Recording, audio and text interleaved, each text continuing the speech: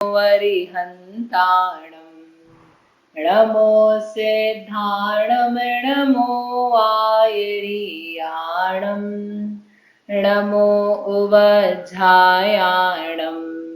नमो लोये सवसाहुणं नमः श्रीवर्धमानाय निर्धूतकलिलात्मने सालोकानां त्रिलोकानां यद्विद्यादर्पणायते।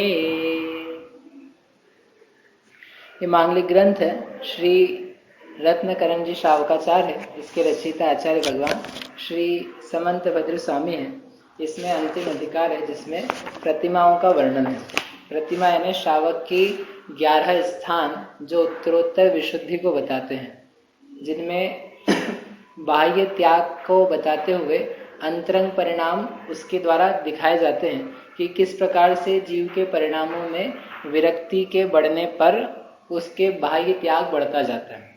ये एक बहुत सरल सी बात है कि यदि जीव में विरक्ति बढ़ रही है, विशुद्धि बढ़ रही है, आत्मा का अनुभव बढ़ रहा है, आनंद आ रहा है, तो वो जो दुख के साधन हैं उन दुख के साधनों को वो अपने आप छोड़ता जाता है और ऐसा छोड़ता है कि अब मैं पुनः इन साधनों की प्राप्ति ना करूं, मुझ में ये जुड़ नहीं जाए, इस प्रकार का उसका भाव बन जाता है।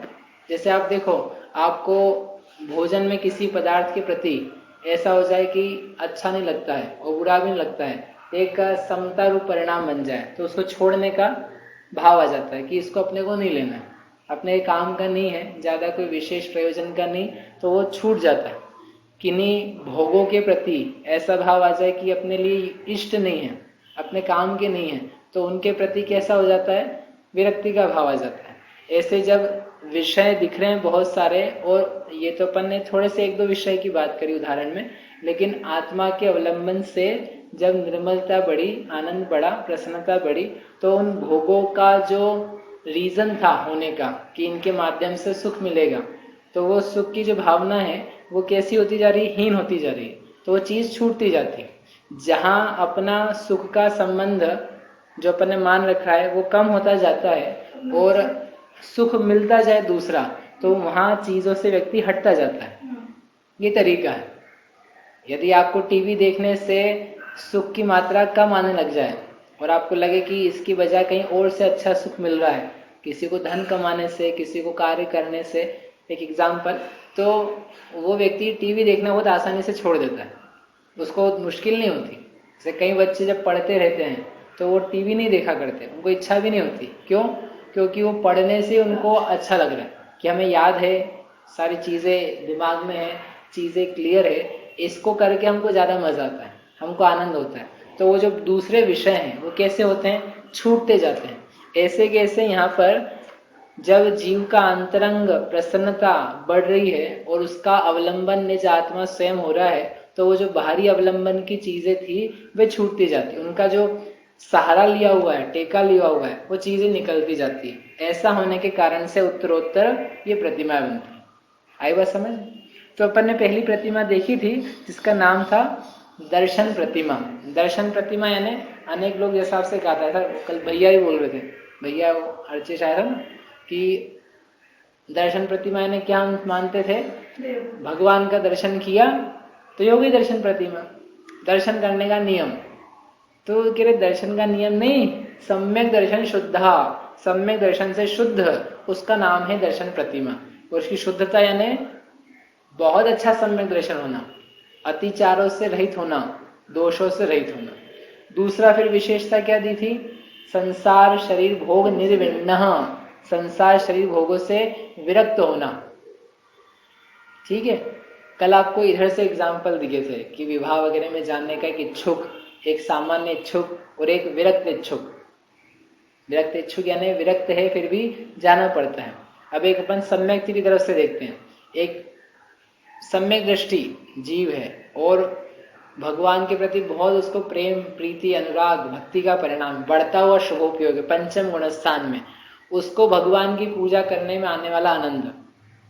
और एक चौथे गुण स्थान में है सम्यक दृष्टि, वो भी भगवान की पूजा करता है, मन से ही करता है, उसकी होने वाली प्रसन्नता। और एक मिथ्या दृष्टि व्यक्ति करता है, अज्ञानी, भगवान की कर रहा है वही भक्ति, उसको होने वाली प्रसन्नता, और एक जिसको शादी है जिस दिन, उस दिन विधान रखा है, उस विधान में जाकर के वो भगवान की पूजा कर रहा है, तो रोज नहीं जाता है, वो विधान है इसलिए उसको वहां जाके करनी है। तो इन सारे परिणामों में अंतर आएगा कि नहीं? क्या अंतर है? लास्ट वाला जो है ना, उसका तो खींचा हुआ परिणाम है, वह चाहता नहीं है, लेकिन अब क्या करे, शादी है, अब आज के दिन तो कैसे बचेगा, बाकी दिन भले करे चाहे ना करे, लेकिन आज तो करनी पड़ेगी। तो उसका जो परिणाम है वह भगवान की भक्ति से विरक्त है। उल्टा लेना ये उदाहरण, समझ में? पॉजिटिव से नेगेटिव से तरफ जा रहे हैं। तो भगवान की भक्ति के प्रति उसको विरक्ति है। एक सामान्य मिथ्या दृष्टि है, उसको विरक्ति नहीं है, भगवान की भक्ति मिल जाए तो कर ले। सम्यक दृष्टि है, वह चाहता है वो कर रहा है, तो उसको और विशेष परिणाम है। और एक ज्ञानी श्रावक पंचम गुण स्थान वर्ती वो कर रहा है, तो उसके परिणामों में और भी निर्मलता अधिक है। तो ऐसा करके चेंज दिखेगा आपको भावों में। ये जैसे पॉजिटिव परिणाम में होता है, वैसे के वैसे भोग आदि के परिणाम में भी है, कि जहाँ भोगों के प्रति और इस इंद्र शरीर के प्रति जो परिणाम है आसक्ति वाला, वो घटा घटा घटा मिलेगा। जैसे कल कहा था ना, शरीर का श्रृंगार भी किया, तो श्रृंगार के लिए नहीं किया, श्रृंगार किसी अवस्था के कारण, पद के कारण, किसी कार्यक्रम के कारण, उन परिस्थिति से जन्य होकर के वो श्रृंगार आदि। जैसे राजा है, तो राजा को राजा के पद के अनुकूल, कोई महारानी है, सेठानी है, सेठ है, सिपाही है, नर्तकी है, अलग अलग प्रकार के लोग हैं, तो इनके अलग अलग प्रकार के कार्य हैं। तो उस कार्य और पद के अनुकूल, समाज के अनुकूल वो चीजें पाई जाएगी, लेकिन वो पाई जाती हुई उसकी विरक्ति को कम नहीं बताती। विरक्ति है, हाँ इतना है, इतना विरक्त नहीं हुआ है ये कि ये सब कुछ छोड़ छाड़ करके मैं तो नहीं जा रहा, शादी में जाना है, जाने नहीं हमको, और जाना भी है अपन तो देखो नंगे पैर जाएंगे, कुर्ते पजामे में जाएंगे, बाल नहीं पोछेंगे, जो होगा चेहरा वैसे ही चले जाएंगे। जाएं क्या ऐसे? तो हाँ भैया जैसे वैसे आ जाना। तो ऐसी विरक्ति हो तो ये तो बहुत अल्प से जीव होंगे, क्योंकि ऐसी विरक्ति आने लग जाए तो वो आगे बढ़ जाएगा, उस अवस्था में पहुंच जाएगा कि जहां पर इसको तत्संबंधी भाव ही नहीं है, कि हम जाने ही नहीं चाहते, हम बोलेंगे भी नहीं कि हम जाएंगे कि नहीं जाएंगे। ये तो विवाह का अकेला एक एग्जाम्पल है। धन के बारे में, भोग खाने पीने के बारे में, स्त्री से विवाह के बारे में, पुत्र आदि के बारे में, सब में लगा ना इसको। भोग अकेला खाने पीने का ही नहीं होता है, देखने का, सूंघने का, पहनने का, श्रृंगार का, ओढ़ने का, बिछाने का, गद्दा तकिया बिस्तर, एसी पंखा कूलर, ये सब भोग सामग्री के अंतर्गत है। हाँ, किसको टीवी दिखानी है? टीवी जो है ना, वास्तव में अपने आप में बहुत अनाचार रूप है, क्योंकि उसमें न्याय नीति रूप कुछ भी नहीं आता। टीवी यानी उसमें सातों व्यसनों की बहुत अच्छे से प्रेरणा है, उसमें 5 पापों की खूब प्रेरणा है, इसलिए टीवी देखना योग्य नहीं। पंचम गुण स्थान में देख ले, मतलब जैसे कोई चीज प्रोग्राम ऐसा आया, कैसा महाराज जी संबंधित आया, कोई अभिषेक संबंधी, कल्याण संबंधी आया, तो उसके देखने में इतना दोष नहीं है, लेकिन बाकी जो चीजें हैं वो सारी की सारी कैसी हैं, वो पाप बहुल है, पाप की प्रेरणा करने वाली, वो पाप से बचाने वाली नहीं है। ऐसे हाँ हाँ, आपको जब लेना हो ना तो आपके लिए अलग से बता देंगे। ठीक है, आप तो छोड़ दो, लेकिन आपके लिए तो चौथे में भी बुरा है और पहले में भी बुरा है।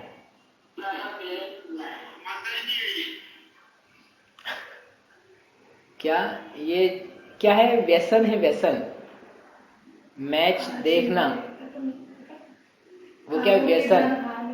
काहू की धन हानि किसी जय हार न चिंते। ये मैच देखना, मैच में मिलता क्या है? कुछ भी नहीं मिलता है, अपने परिणाम ऊपर नीचे होने के अलावा कुछ भी नहीं उसमें। अपन व्यर्थ में ही अपने आप को ऊंचा नीचा करते, दिल की धड़कनें बढ़ाते रहते बढ़ जाती दिल की। अब क्या होगा, अब क्या होगा? अरे क्या क्या होगा? जो होना होगा होगा, कोई जीतेगा कोई हारेगा, खत्म बात। उसमें जो रोमांच आप पैदा कर रहे हो ना, वो अपने दिमाग से वैसे पैदा कर रहे हो, कुछ भी उसमें नहीं है। आप खुद खेलो, उसकी कोई मना नहीं। पंचम गुण स्थानवर्ती खेल खेल सकता है, क्रिकेट खेल सकता है, बैडमिंटन खेल सकता है, टेबल टेनिस सब खेल सकता है। जितने खेल खिलवाना चाहते हो ना, खिलवाने की कोई मना नहीं। लेकिन तुम बैठे बैठे अपने घंटे खराब कर रहे हो, दिमाग खराब कर रहे हो, वो तो निषिद्ध है। ठीक है, खेलने में तो टाइम वेस्ट होगा, घंटे बर्बाद होंगे, हिंसा होगी कितनी। नहीं, खेलने में तो क्या है कि ये जीव का भी विषयों से इतनी विरक्ति नहीं हुई है कि जिसके कारण से वह उसका त्याग कर सके, और उसके कारण से उसका शरीर में कुछ रक्त संचार ठीक होगा, उसका हष्ट पुष्टता होगी, धर्म के क्षेत्र में काम आएगा, वो आ सकता है, उसकी मना नहीं है। लेकिन देखने में तो बिल्कुल टाइम ही वेस्ट है, कुछ नहीं, प्राप्ति नहीं है, कुछ परिणाम खराब करने के अलावा कुछ भी नहीं है। बैठे बैठे अपनी कमर तोड़ रहे हो, कुर्सी तोड़ रहे हो, कुछ नहीं कर रहे हो, खड़े होके देख रहे हो तो पैर खराब कर रहे हो, इसलिए उसमें कुछ भी दम नहीं है, देखना बिल्कुल वेस्ट है। जैसे लाइव शोज है, मतलब ऐसे कुछ कॉमेडी शोज होता है, लाइव शोज, या फिर किसी महापुरुष के जीवन के शो, कोई ऐसे नाटक वगैरह हैं, वो नाटक वगैरह देख सकता है व्यक्ति, जो नाटक जिसमें कामुकता नहीं है, जिसमें अंग आदि का दिखाना, शील की बर्बादी, शील का नाश, इस टाइप की चीजें नहीं है, एक सामान्य मनोरंजन का लाइव नाटक है, उसके देखने की निषेध नहीं, वो चल सकता है। टीवी की भी वैसी है, लेकिन टीवी में तो क्या है, ऐसा नहीं होता है। टीवी में तो एक सीरियल चलता है लगातार, धारा प्रवाह, जिसका व्यसन लगता है, तो व्यसन के अंतर्गत है, और उसमें शील की बहुत 12 ही बजाई जाती है, इसलिए वो तो निषिद्ध रूप समझना। और ऐसा कुछ नाटक, थिएटर यानी जो होते ना रंगमंच वगैरह, उसमें शालीनता है, उसमें कोई मैसेज है, उसमें कोई शिक्षा है, और वो मनोरंजन के लिए भी अकेला तो भी चलेगा।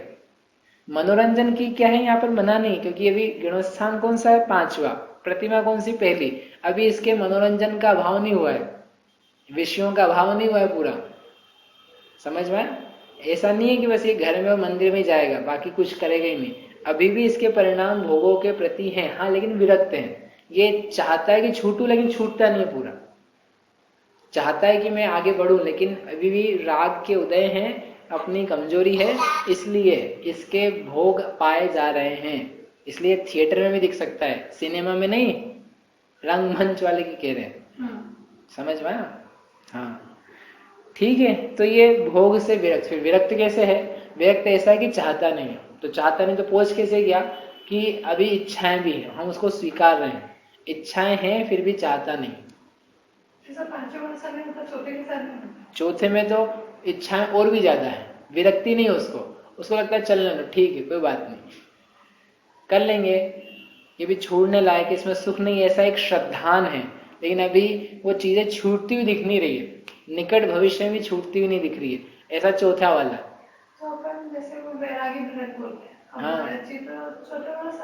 हाँ, अपन बोलते हैं कि वो तो एकदम विरक्त थे, एकदम विरक्त थे, लेकिन ऐसे भी विरक्त नहीं थे, चौथे के लायक ही उनकी स्थिति थी। और फिर चौथे में भी असंख्यात प्रकार के परिणाम है, उन्होंने कहा असंख्यात लोक प्रमाण चौथे गुणस्थान के प्रकार है। तो कोई व्यक्ति हो सकता है बहुत ज्यादा विरक्त, लेकिन फिर भी चौथे में, क्योंकि अप्रत्याख्यानावरण कषाय के उदय पाए जा रहे हैं, व्रत आदि नहीं पाए जा रहे।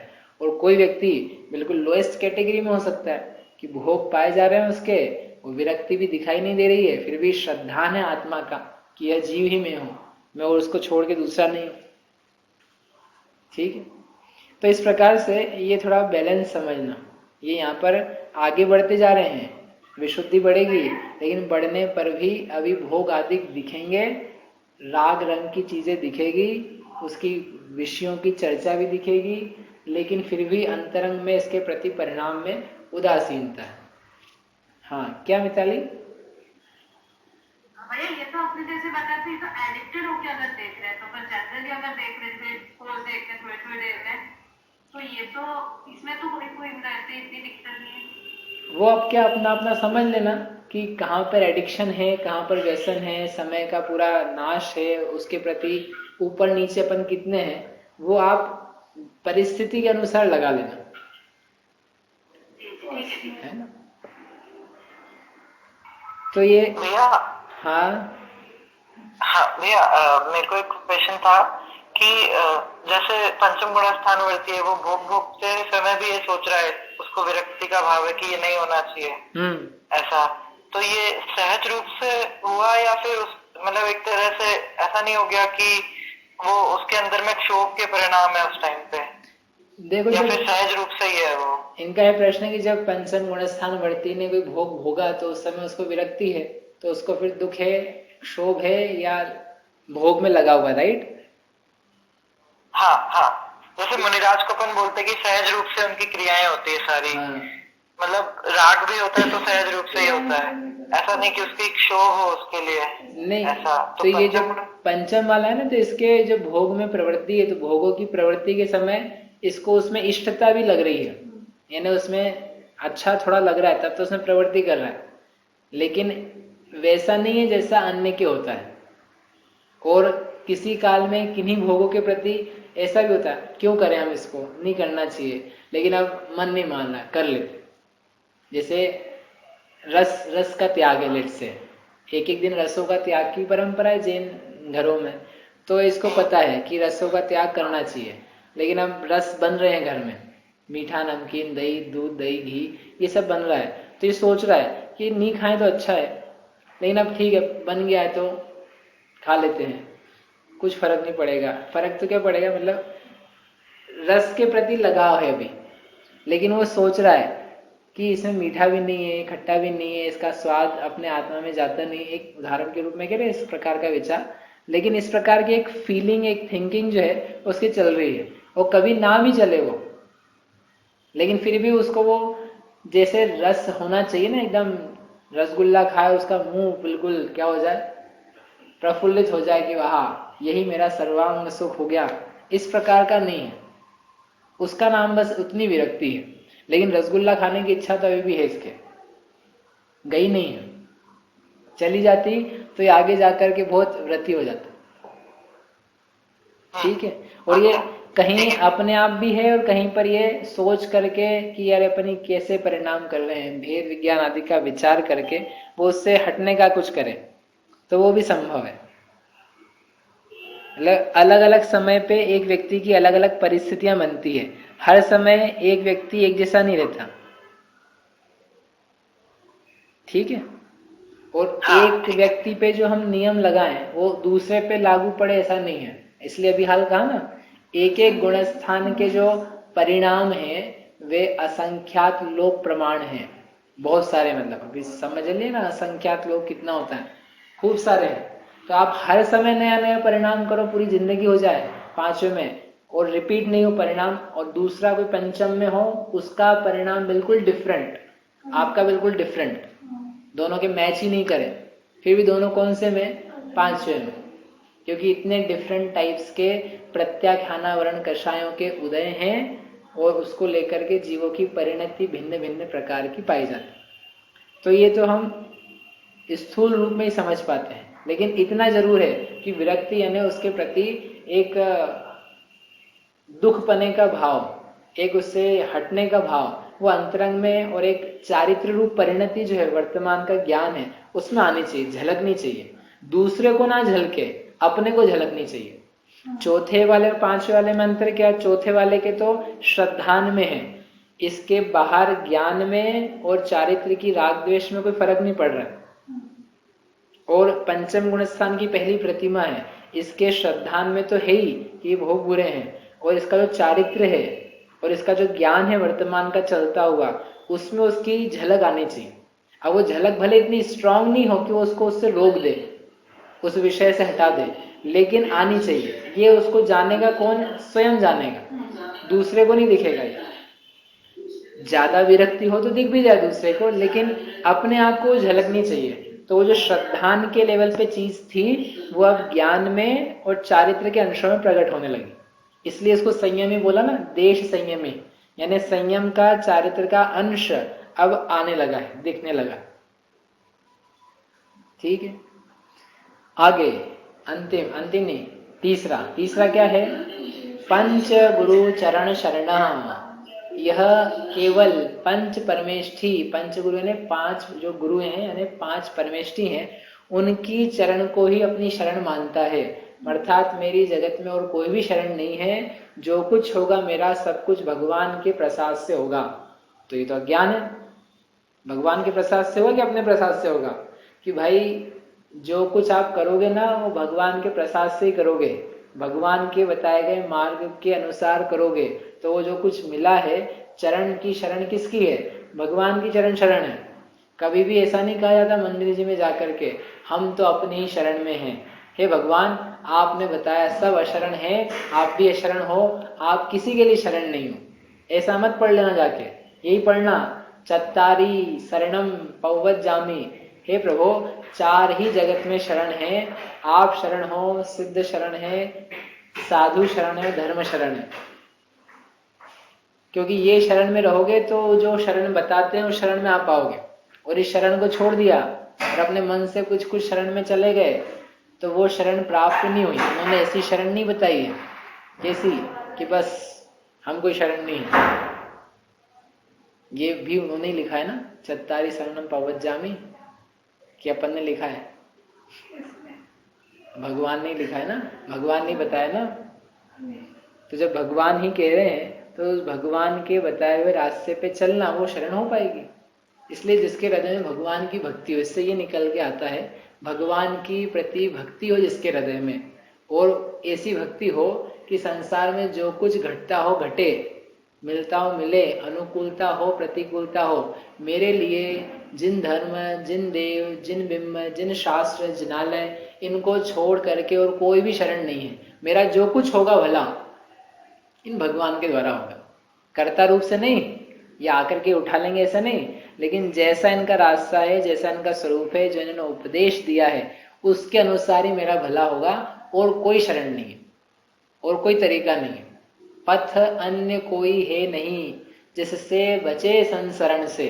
सव्वे भी अरहंता, जितने आज तक अरिहंत हुए हैं वो सब इस ही विधान से हुए हैं, इस ही रास्ते से हुए हैं और उसी का उन्होंने उपदेश दिया है। इसलिए मेरे लिए वही शरण है।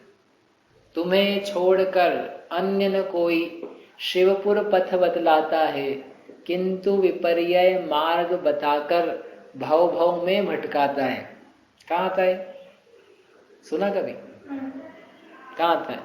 भक्तामर है, भक्तामर।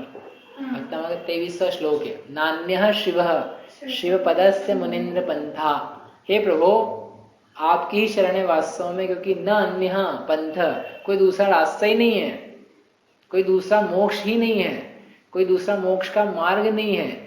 आपके द्वारा बताया गया मार्ग ही मोक्ष मार्ग है, इसलिए मुझे उसी की शरण है। इसको बोलते हैं पंच गुरु चरण शरणम। निर्ग्रंथ गुरु ही गुरु है, अन्य कोई गुरु नहीं है। उनका ही मानना श्रेष्ठ है, उनका ही मानना सम्यक तो है। ऐसा अंतरंग में क्या होना? श्रद्धान। सोचो आप कि यदि ऐसा श्रद्धान हो तो फिर अपने को भगवान कैसे महान दिखेंगे। जैसे छोटा बच्चा होता है ना, छोटे बच्चे के लिए शरण कौन है? माता पिता। जैसे ही उसको माता पिता दिखे, वो कहीं भटका हुआ हो, नहीं दिख रहे हो 2-4 घंटे से, जैसे उसको माता पिता दिखते हैं तो एकदम कैसा उल्लसित हो जाता है, एकदम उसका चेहरा, उसके हाव भाव सब बिल्कुल फ्री हो, मतलब अलग ही टाइप के हो जाते हैं, बहुत ही अलग उल्लास में आ जाता है। तो ऐसे ही ये जीव है बालक के समान, संसार में भटका हुआ। इसको जब जिन्हें भगवान मिले, जिन गुरु मिले, जिन वाणी मिले, तो उनको देख करके ये समझे कि ये मेरी शरण यही है, तो उसको कितना प्रमोद, कितना उल्लास, कितना हर्ष होना चाहिए।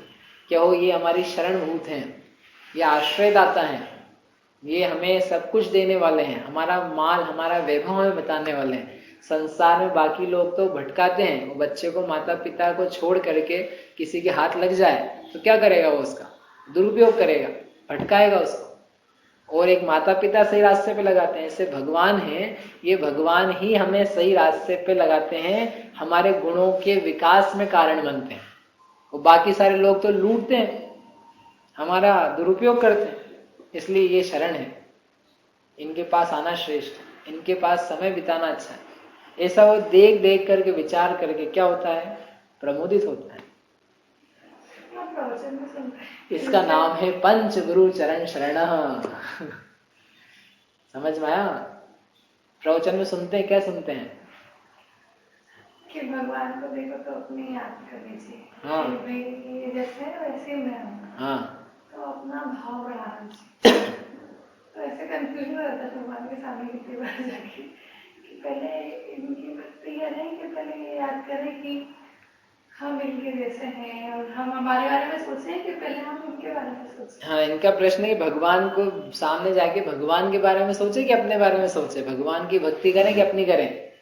आप पढ़ो गाथा, 80वें नंबर की गाथा प्रवचन सार की, तो आपको समझ में आ जाएगा क्या करें।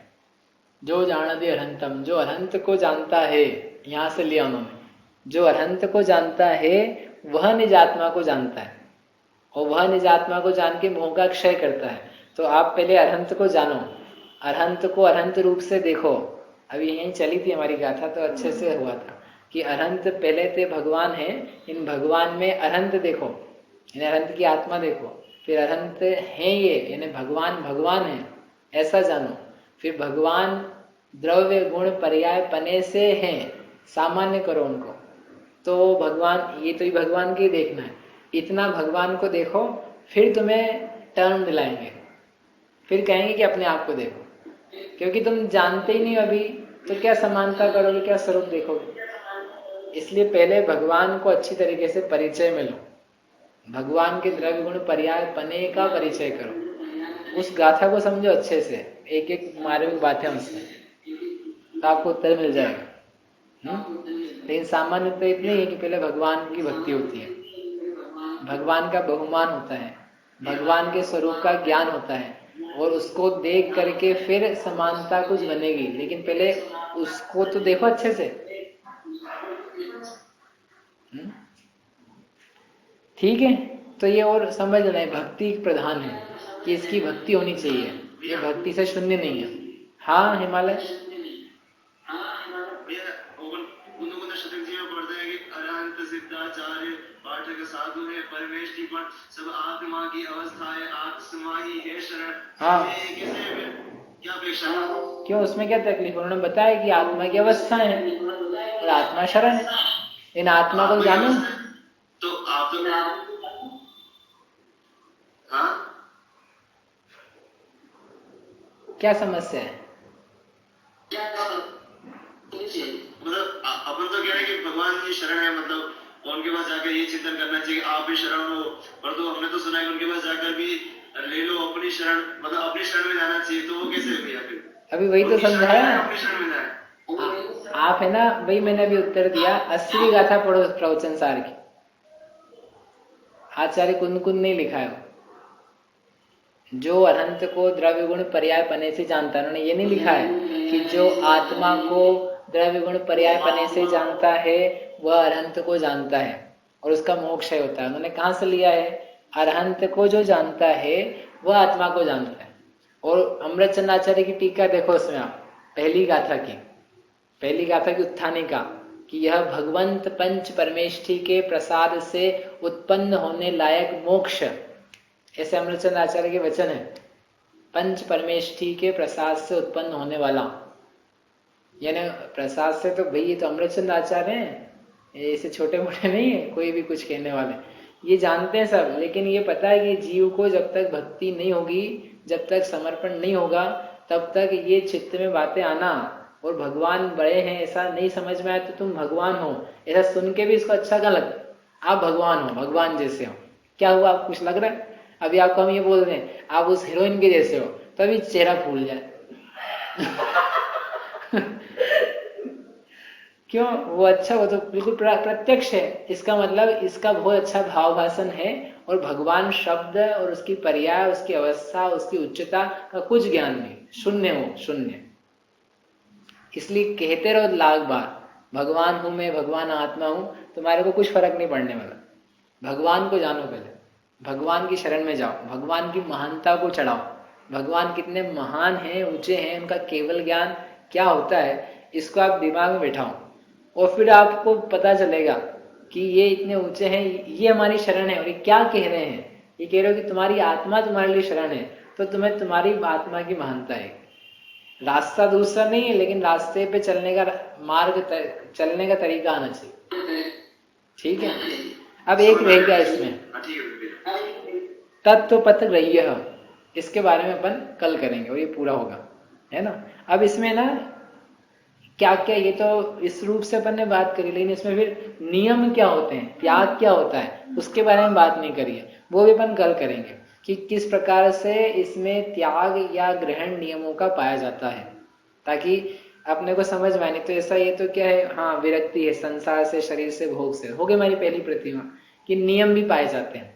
नियम किस रूप पाए जाते हैं, अतिचारों के त्याग सहित अष्ट मूल गुण का पालन। तो उसके बारे में कि क्या अतिचार है, किनका त्याग है, कितनी इसकी निर्मलता है, वो सब कल देखेंगे। ठीक, और कोई प्रश्न किसी? नहीं भैया। हाँ भैया, हाँ, ये कह रहा हूँ मतलब 5वें गुण स्थान में ये कह सकते हैं कि श्रद्धा में तो पूर्ण विरक्ति है, लेकिन चारित्र में विरक्ति बहुत कम है।